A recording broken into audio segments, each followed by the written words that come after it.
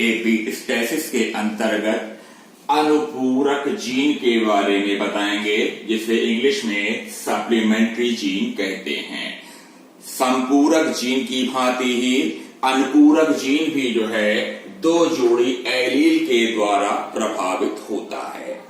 इसमें क्या है, अनुपूरक जीन का तात्पर्य है कि एक जोड़ी का एलील दूसरी जोड़ी के एलील के ऊपर आश्रित रहता है, परंतु दूसरी जोड़ी का एलील पहली जोड़ी के एलील से स्वतंत्र रहता है। ध्यान दीजिएगा, इससे पहले जो आपको हमने बताया था संपूरक जीन, वहां पर क्या है कि दोनों जोड़ी के एलील एक दूसरे के ऊपर आश्रित थे। यहां पर क्या है, पहली जोड़ी का एलील दूसरी जोड़ी के एलील पर आश्रित है, निर्भर करता है, परंतु दूसरी जोड़ी का एलील पहली जोड़ी के एलील से स्वतंत्र रहता है। इसका प्रयोग जो है एक प्रयोग चूहा है, जिसे कह देते हैं गिनी पिग। गिनी पिग के ऊपर किया गया है।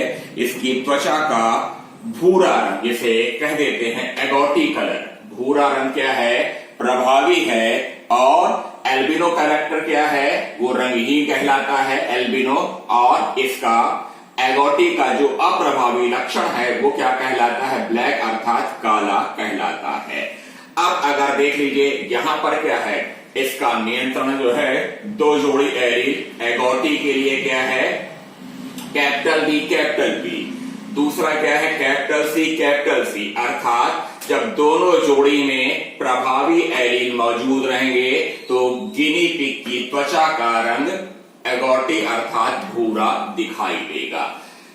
दूसरा क्या है, इसी में ही देखिए, अगर दूसरी जोड़ी का एलील भी प्रभावी है, पहली जोड़ी में भी क्या है एक एलील प्रभावी है, तो भी क्या है एगोटी कलर दिखाई देगा। तीसरी दशा में भी ये एगोटी या ब्राउन दिखाई देगा।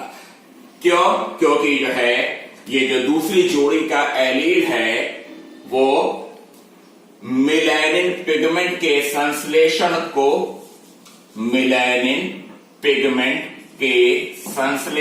को प्रदर्शित करता है।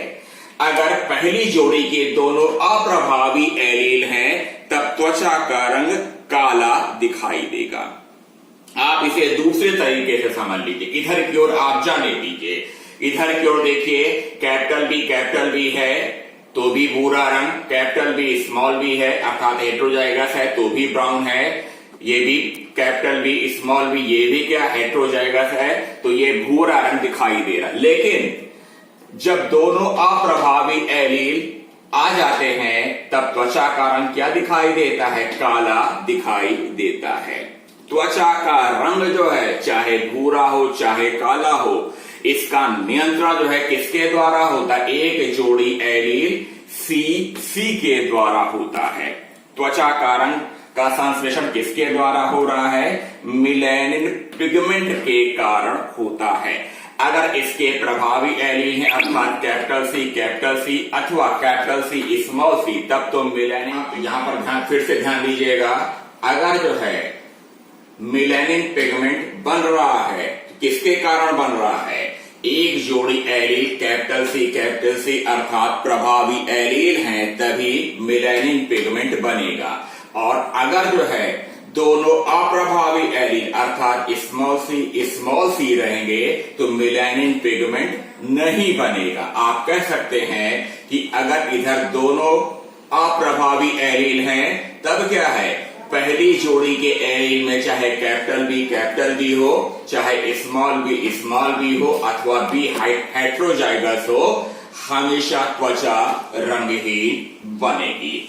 अब इसे हम एक उदाहरण के माध्यम से स्पष्ट कर रहे हैं। यहां पर है एक भूरे रंग अर्थात एगोटी कलर वाले गिनी पिग को लिया, इसमें एक जोड़ी एलील है, प्रभावी हैं दोनों, और दूसरा क्या एल्बिनो अर्थात रंगहीन है, इसमें दोनों जोड़ी अप्रभावी एलील है। ये कौन सी पीढ़ी हो जाएगी, ये हो जाएगी पेरेंटल जनरेशन। यहां पर युग्मक बन रहे हैं कैपिटल बी कैपिटल सी, यहां पर युग्मक बन रहे हैं स्मॉल बी स्मॉल सी, और प्रभावी स्वाभाविकता के नियम के अनुसार F1 पीढ़ी में ये एगोटी कलर अर्थात भूरे रंग वाले गिनी पिग उत्पन्न होते हैं और पुरानी परंपरा के अनुसार जब F1 पीढ़ी के दो चूहों में परस्पर संकरण कराया जाता है तो F2 पीढ़ी में इनका जो अनुपात उत्पन्न होता है वो मेंडल के नियम के अनुसार नहीं बल्कि इसमें कुछ भिन्नता पाई जाती है। इसे हम अभी यहीं पर चेकर बोर्ड के माध्यम से स्पष्ट कर रहे हैं।